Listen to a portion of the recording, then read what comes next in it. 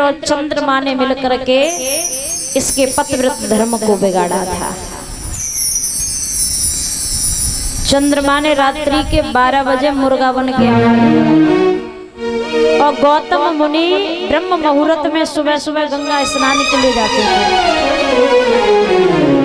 तो परीक्षित महाराज गौतम मुनि ने समझा कि स्नान करने का समय हो गया, धोती कांधे पे डाली और गंगा पर पहुंच गए। देवराज इंद्र गौतम मुनि का भेष धर के और अहिल्या के साथ में चल करता है।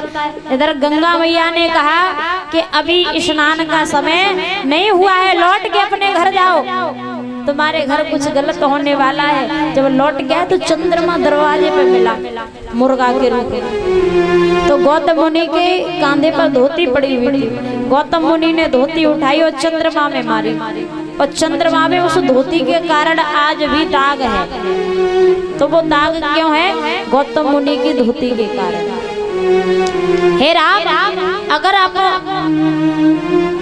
अपने चरणों की रज इस पत्थर की शिला से छुपा दो तो ये पत्थर की शिला भी सुंदर नारी बन जाएगी। तो महाराज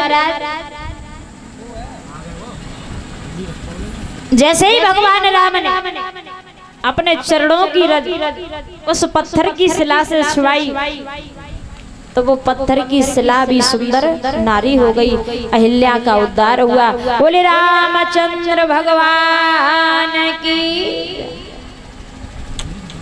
तो परीक्षित महाराज जी राम कथा का यहीं पे विराम देंगे क्योंकि समय हमारे पास में कम है। अब भगवान श्री कृष्ण के जन्म की कथा का आनंद लें। तो हरिहर गंगा जी के किनारे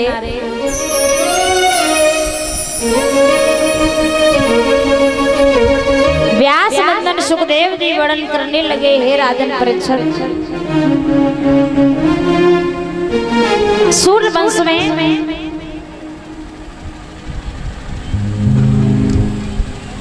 सुदम्न नाम के एक राजा हुए जो सांद्र देव मनु की संतान थे, जो यज्ञ के द्वारा वशिष्ठ जी ने मंत्र उच्चारण करके उनको प्रकट किया था। रानी ने कहा कि लड़की चाहिए और राजा ने कहा कि लड़का चाहिए। पहले लड़की प्रकट हुई तो राजा रोने लगा, फिर उल्टे मंत्र उच्चारण किए गए तब जाकर के लड़का प्रकट हुआ। उसका नाम पड़ा सुधुम्न।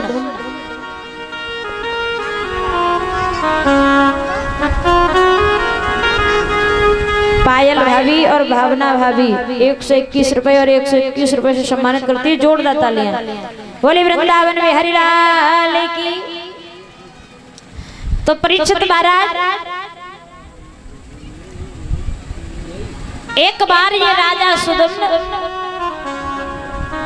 शिकार खेलते खेलते सारी सेना के साथ में अंबिका बाग में पहुंचा और उस अंबिका बाग को भोले बाबा पार्वती मैया का श्राप लगा हुआ था कि अगर भोले बाबा के अलावा उस अंबिका बाग में अगर कोई पुरुष जाएगा वो स्त्री बन जाएगा, नारी बन जाएगा।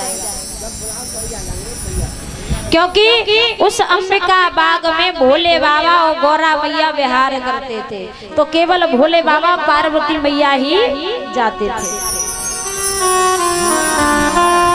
अब राजा जब उस बाग में पहुंचा तो सारी सेना के साथ में नारी बन गया, स्त्री बन गया। और जब स्त्री बन गया परीक्षित महाराज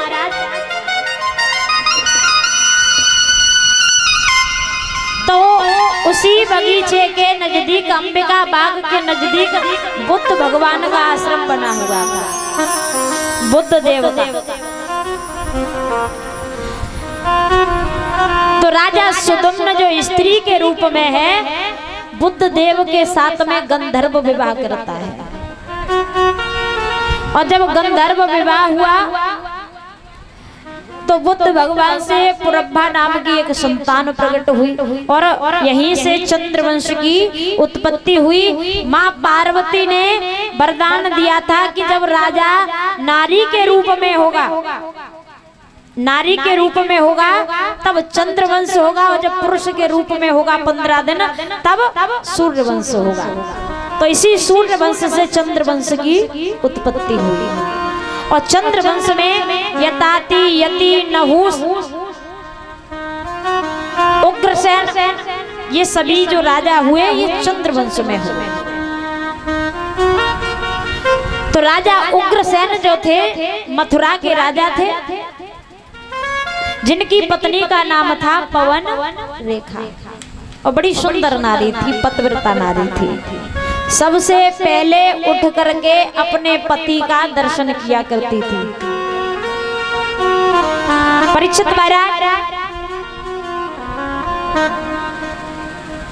राजा उग्रसेन के घर में सब कुछ था पर लेकिन कोई संतान नहीं थी।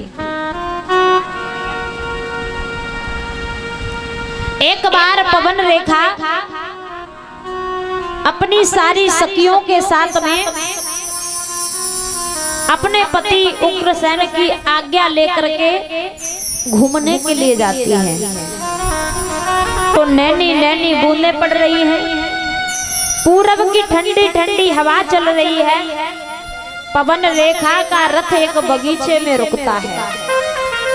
पवन रेखा ने सखियों का साथ छोड़ दिया और पवन रेखा रथ से उतर करके उस बगीचे में घूमने लगी। और जब पवन रेखा बगीचे में घूमने लगी तो महाराज दुंतमलिक नाम का एक राक्षस आया। देखा कि रानी बड़ी सुंदर है, 16 श्रृंगार किए हुए हैं। तो दुंतमलिक उग्रसेन का रूप बना करके रानी पवन रेखा के सम्मुख आ गया और कहने लगा, हे रानी देखो मौसम कितना सुहाना है, आओ इस बहार का आनंद लें। पवन रेखा से एक गलती हो गई, पवन रेखा पहचान नहीं पाई कि ये मेरा पति नहीं है। पवन रेखा उस राक्षस के साथ में घूमने लगी। पवन रेखा का पतिव्रत धर्म नष्ट कर दिया उस पापी ने। जब पूर्ण रूप में आया पवन रेखा कहने लगी, हे दुष्ट, हे पापी, तूने मेरे पतिव्रत धर्म को नष्ट कर दिया। अगर मुझे पता होता कि तू मेरे पति के भेष को धारण करके मेरे साथ में छल कर रहा है, कपट कर रहा है, तो मैं तुझे अपने पतिव्रत धर्म से जला करके राख कर देती। दुंतमलिक कहने लगा, हे रानी, मैंने तेरी गोदी को बरसों से सूना देखा था, अब मेरे द्वारा मेरे समान पुत्र की प्राप्ति होगी। दुंतमलिक चला जाता है। रानी का श्रृंगार बिखरा हुआ है, चुंदरी फटी हुई है। माताओं याद रखना, भागवत में लिखा हुआ है कि माताओं को 16 श्रृंगार बना करके घर से बाहर नहीं निकलना चाहिए। ज्यादा सज धज के घर से बाहर नहीं जाना चाहिए। अगर पवन रेखा 16 श्रृंगार बना करके नहीं जाती तो पवन रेखा का पतिव्रत धर्म नहीं। और याद रखना माताओं, पहले त्रेता में एक ही रावण था और एक ही सीता थी। कि पहले था एक रावण और एक ही थी सीता, अब हर गली में रावण सीता को चुरा रहा है।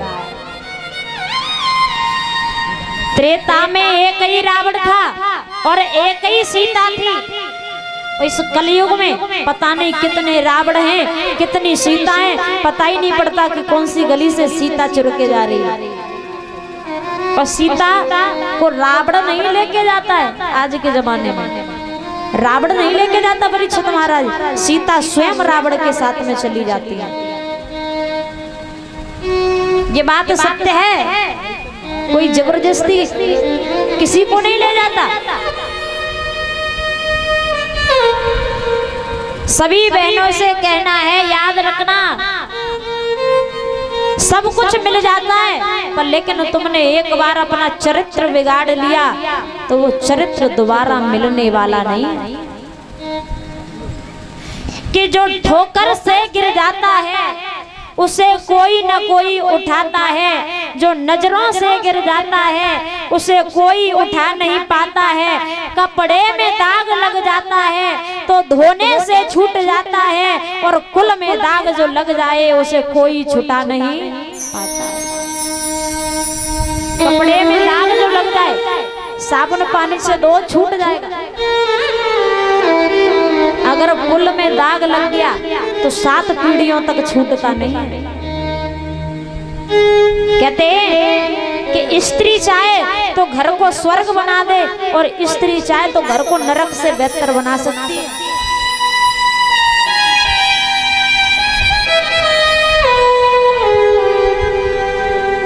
आज का जमाना वो है परीक्षित महाराज, लोग कुत्ते को पाल लेंगे, और पालना कोई बुरी बात नहीं है, पालने का फर्क होता है।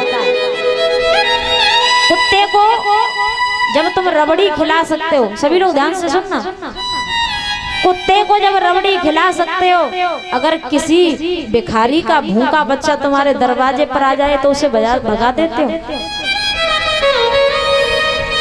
उसे भी रोटी खिला सकते हो।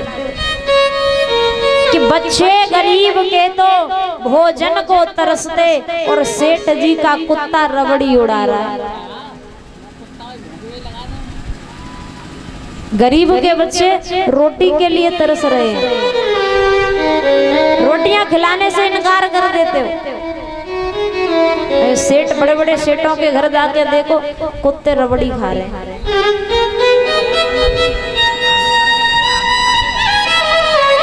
आजकल क्या है, बेशक बच्चों को पढ़ाने के लिए पैसा हो या ना हो परीक्षित महाराज, पर लेकिन इनके लिए क्रीम पाउडर के लिए पैसा होना चाहिए,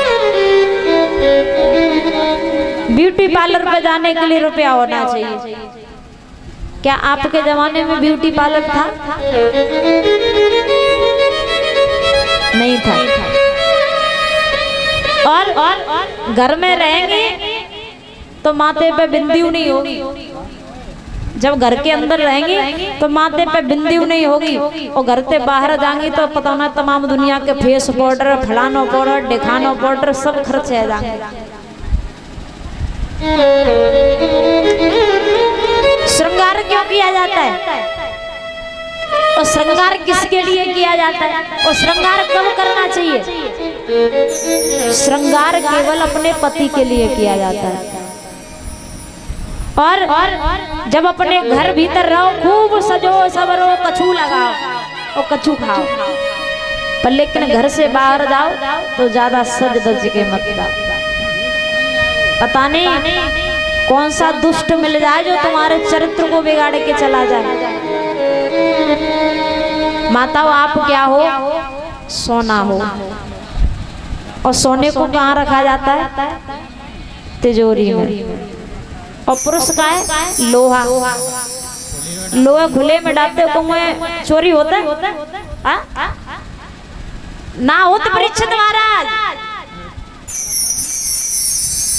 इतना सा लोहा हम डाल दे रहे हैं, देख कौन सा उठाए के ले जाते हैं, और इतना तो सोना ही डालती हो, नाक की एक बार ही डाल दो, देखो चोरी होते या ना होते। तो ये माताएं क्या है? सोना है, और सोने को सवाल के बंद करके रखा जाता है, कहीं चोरी ना हो जाए। हमारे घर के चाहे वो भैया हो, पिताजी हो, पति हो, ससुर हो, अगर हमें डांटते हैं तो वो अच्छे के लिए डांटते हैं, क्योंकि उन्हें आपकी कीमत पता है कि आपकी कीमत क्या है। आप सोना हो, इसलिए आपको संभाल के रखा जाता है। और सोने में कोई खराबी आती है जब तिजोरी में रखा रहे ना, तो इसलिए सोने की तरह रहो, लोहा बनने की कोशिश मत करो। बोलिए वृंदावन बिहारी लाल की, बोले रामचंद्र भगवान की। तो आइए सभी लोग मीठे मीठे तालियों के साथ में एक भजन बोलेंगे, सभी लोग बोले।